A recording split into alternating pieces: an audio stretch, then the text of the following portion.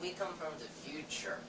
So this video is going to be a little Q&A interview to describe about the project and how we were able to complete it. Hopefully you enjoyed the video and the music and the artwork. You've gone this far, so alright, so let's begin. As I unlock my phone. Okay, so first question. How did you come up with the melody, or what inspired you to make it? So with the song, there's the main melody, which transitions into this little kind of bridge or chorus, and then it goes back to the main melody, then instrumental, then back to the main melody. But with the main melody, I was fiddling around one day on my piano, and I was playing the Canon in D by Pachelbel, and I came across this version, and I actually liked the sound of how I was playing it. And I'm like, wow, that sounds really good. And this is really bad, but that's okay. It's fine. But I was set on that version, and that was basically what inspired me to make that melody. And a couple other songs had influenced on how I wanted it to sound, such as instruments or the rhythm. So, next question. So, tell us about how did the project evolve? So, with the melody out of the way, I then focused that I wanted it to become something for your birthday, but I didn't want just the melody, because the melody was just in of itself. I wanted to add lyrics onto it.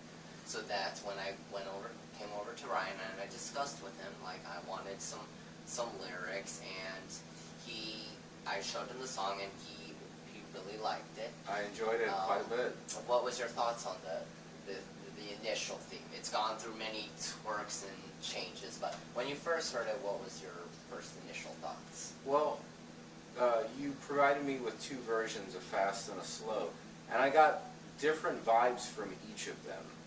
I preferred the fast, and we kind of ended up evolving them into having both fast and slow parts. But overall, I was just taken by the melody. Yes, there was that definite classical influence Cronin had going on, but it was definitely its own thing by about midway through the song. You kind of go your own way with it, and it really just kind of became this kind of anthem song, more so than just kind of a remix or a jam or something. You know, it kind of became its own thing. So I was immediately impressed with it upon hearing the whole thing for the first time. Cronin bothered to play it, and it definitely got me going, wanting to write the lyrics for it. Brian had also mentioned when he first heard it, something about like a retro game sounding to it. It had a very retro sound to it. I thought it had a very 80s sound to it, I said. Both like pop and that kind of digi kind of synth that you might hear in like a retro game or something. And that influenced the song. That idea played a huge part in how the project came about. Yeah, it was a pivotal point in the project, for sure, definitely.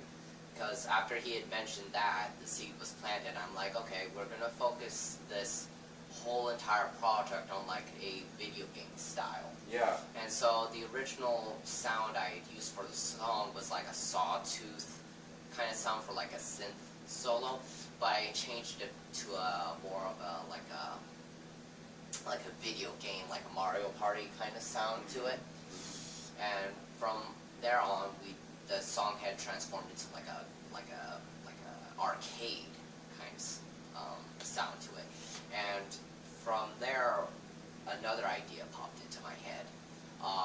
Well, before that, the lyrics themselves, if you've noticed, they're very pixelated. They're blocky, which was another thing I wanted to do, is kind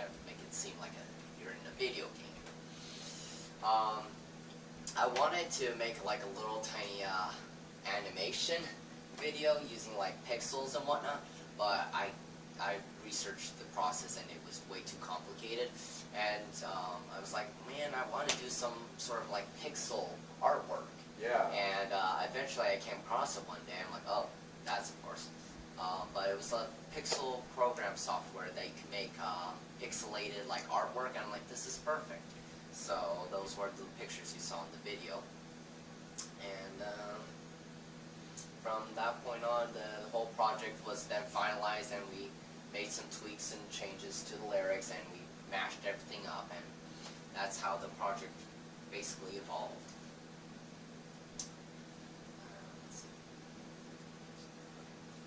So, could you describe the history of making the lyrics and what was the meaning behind them? So, initially, I had charged Ryan into creating the lyrics, which were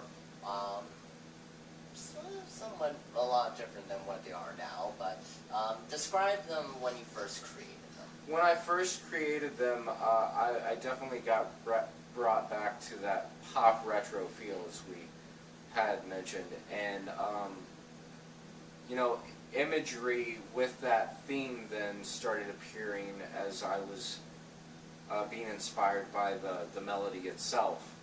And so eventually I was able to put images together, and the lyrics corresponded with those images in setting and theme. We already knew the characters, you know, we already knew it was Cronin plus Karissa for the song. So that was just so much easier, knowing who, and then I was able to put when with it, where with it. We got the time of day, we got this lovely evening setting, kind of beautiful nature going on with it, and the lyrics definitely reflected that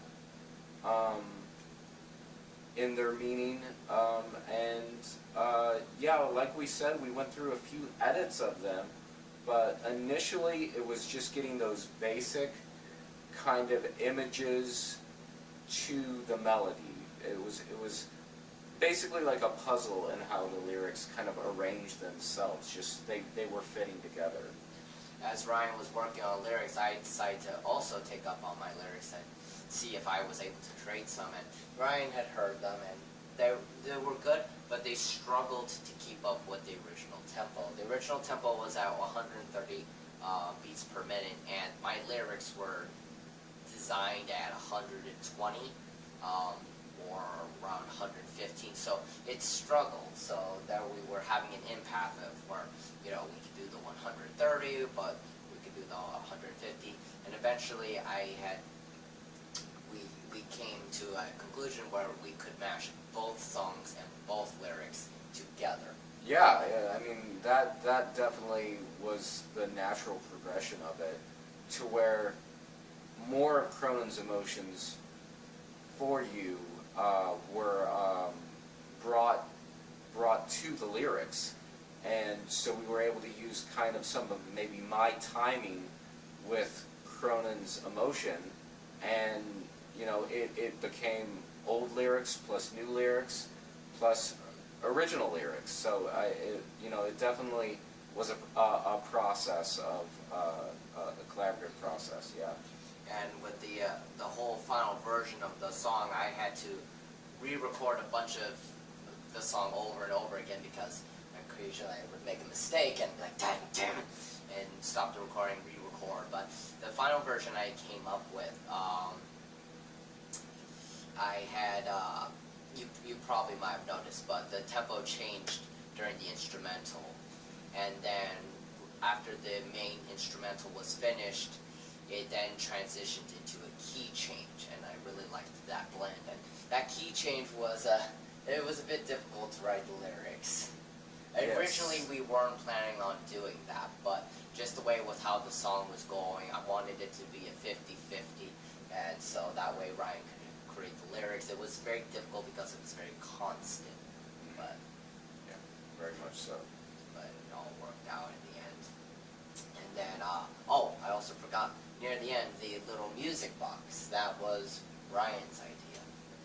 Yeah, I thought I'm familiar with songs that have these kind of secret endings, and I thought that would just be just the cherry on top or the icing on the cake, the final little bit of emotion and care and thought put into the song that just would kind of bring a happy ending to it, and it definitely worked. Especially with the little happy birthday picture. Once I had finalized everything and saw how it played through, it's like it brought a tear to my eye because it was like, oh, that's just so perfect. Yeah, it really impressed me by the time it was all said and complete. It was very good. Let's see. Finally, the last question. Let's see. Tell us about the process of making the artwork. So the artwork in of itself, very tedious on the laptop. Very tedious. Pixel art is never an easy thing unless you take an image and you pixelated it. But each still image was handmade by me, and it took hours. I'm not joking.